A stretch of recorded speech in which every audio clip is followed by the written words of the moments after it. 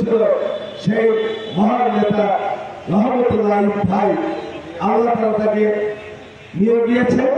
তার জন্য আমরা জাতীয়তাবাদী শ্রমিক দল সিরাজগঞ্জ জেলা শাখার সাবেক শ্রমিক দলের সাধারণ সম্পাদক নিয়ামুল হাকিম সাজু, উপস্থিত হয়েছেন মিলন ইসলাম খান জেলা বিএনপির যুগ্ম সম্পাদক, উপস্থিত হয়েছেন।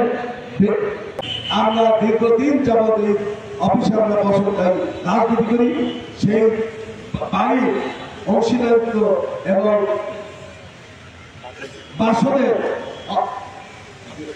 বাসদের সিরাজগঞ্জ জেলার আহ্বায়ক নবকুমার আমার বন্ধুগুলো উপস্থিত হয়েছেন।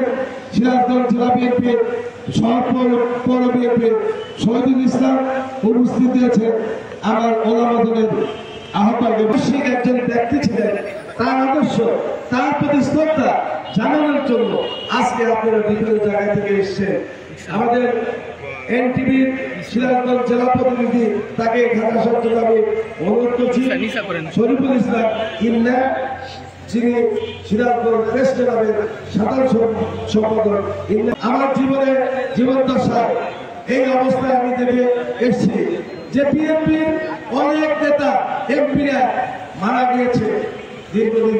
এমন একজন নেতা যার স্মরণ সভা আমার মনে হয় তার জ্যেষ্ঠ সন্তান রয়েছে দলের সঙ্গে সম্পৃক্ত, এবং আমরা যারা বিএনপি করি তার আমরা যতদিন বেঁচে আছি, বিএনপি যতদিন বেঁচে আছে ততদিন তার স্মরণ সভা করা উচিত বা আমরা করে আসি।